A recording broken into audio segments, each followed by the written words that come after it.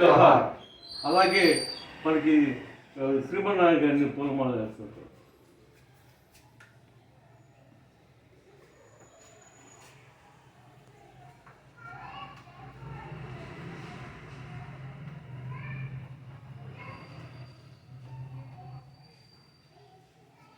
జోహార్ శ్రీనివాస్ రామానుజం. జోహార్ జోహార్. జోహార్ శ్రీనివాస్ రామానుజం. జోహార్ జోహార్. ఈ సందర్భంగా మనకి శ్రీమన్నారాయణ గారు 2 నిమిషాలు మాట్లాడారు.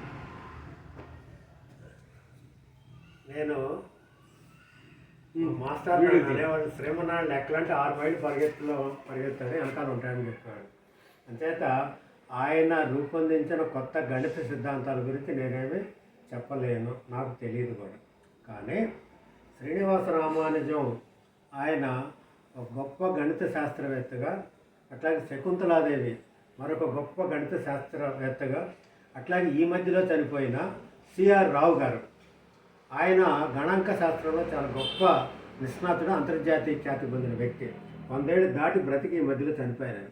అంతకంటే కూడా భారతదేశంలో గణాంక శాస్త్రానికి ఒక ప్రత్యేకమైన పునాదులు వేసిన మెహల్నోబిస్, ఆయన మన జాతీయ ప్రణాళిక రచనలో కూడా చాలా కీలకమైన పాత్ర నిర్వహించారు. స్వతంత్ర భారతదేశం ఏ రకంగా అభివృద్ధి చెందాలి, ఏ రంగంలో అభివృద్ధి చెందాలి, దానికి సంబంధించిన సామాజికమైన ఆర్థికపరమైన పరిస్థితుల గురించి తెలుసుకోవటం కోసం కూడా ఆయన నమూనా లెక్కల సేకరణ, ఆయన అంటే సమాజంలో ఉన్న వివిధ వర్గాలకు సంబంధించిన ప్రజానిక స్థితిగతుల గురించి కూడా ఆయన మొట్టమొదటిసారిగా భారత గణాంక సంస్థను ఏర్పాటు స్టాటిస్టిక్స్ ఇన్స్టిట్యూట్. సరే, స్టాటిస్టిక్స్ లెక్కలు కూడా మళ్ళీ కొంత తేడా ఉంది.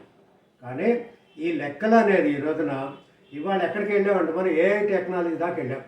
ఆ ఏఐ టెక్నాలజీలో కూడా మరలా దాన్ని గుణించే పెద్ద పెద్ద సూపర్ కంప్యూటర్లు కానీ, లేకపోతే ఏఐ టెక్నాలజీ కానీ, మరొకటి కానీ, ఇవన్నీ కూడా మరలా లెక్కల మీద ఆధారపడ్డ పరిస్థితి.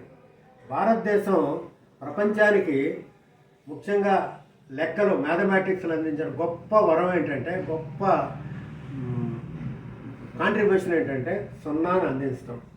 సున్నా ద్వారానే మొత్తం ఈ రోజున ప్రపంచవ్యాప్తంగా కూడా అది ఎంత లాభదాయకమో, అట్లాగే అదే సందర్భంగా సున్నా అనేది కూడా మరొక రూపంగా చెప్పాలంటే అది ఏమీ లేని తనం కూడా ఉంటుంది. కానీ ఏమీ లేని తనానికైనా మొత్తం ఈ రోజున లక్షల కోట్ల సంఖ్యలో, అట్లాగే ఇంకానే సంఖ్యలు తేల్చడం కూడా సున్నా ద్వారానే జరిగింది. కాబట్టి మన భారతదేశంలో ఆ రోజున మనం ప్రాచీన యుగంలో కానీ, మధ్యయుగాల్లో కానీ ఏదైతే ఇవాళ ఈ గణిత సూత్రాల మీద ఆధారపడి, రేఖా గణిత శాస్త్రం మీద ఆధారపడి మహోన్నతమైన నిర్మాణాలు కూడా భారతదేశంలో జరిగినాయి. అవన్నీ కూడా మానవ జాతి సాధించిన అపూర్వమైన సంపదలు అవన్నీ కూడా. కనుక మరింతగా భారతదేశంలో కూడా గణితం అనేది పెద్ద ఎత్తున వ్యాపించి, అది దాంట్లో మనం ఎంత నిష్ణాతులైతే ఈ రోజున అమెరికానే భారతీయులకు సంబంధించిన అనేక లక్షల మంది ఉద్యోగాలు చేస్తూ అమెరికా ఆర్థిక వ్యవస్థను బలోపేతం చేస్తున్నారంటే, ఆ బలోపేతానికి ముఖ్యమైన కారణం అంటే ప్రపంచవ్యాప్తంగా కూడా చైనా కంటే కూడా భారతదేశం శాస్త్రవేత్తలు కానీ, లేకపోతే సాంకేతికులు వీళ్ళందరూ కూడా గణితంలో నిష్ణాతులు కాబట్టే అమెరికా వాళ్ళు ఆహ్వానించి అమెరికా వాళ్ళ అవసరాల కోసం, అమెరికా ఆర్థిక పెరుగుదల కోసం ఉపయోగించుకుంటున్నారని మనం గ్రహించాలి. ఆ గ్రహించిన దాన్ని భారతదేశాన్నే మరింత అభివృద్ధి చెందడానికి కూడా గణితాన్ని మన పెద్ద ఎత్తున పరిశోధన ద్వారా ఇంకా పెద్ద ఎత్తున అభివృద్ధి మన భారతదేశంలో జరగడానికి తోడ్పడాలని, ఆ గణితం అనే దాని యొక్క విశిష్టతని ప్రజలు కూడా, ముఖ్యంగా యువకులు, విద్యార్థులు వీళ్ళందరూ గుర్తించి మరింతగా దాంట్లో నిపుణులు కావాలని ఆకాంక్షిస్తూ ఈ సందర్భంగా శ్రీనివాస రామానుజం గారికి నేను నా నివాళులు అర్పిస్తూ ఇంతతో ముగిస్తున్నాను.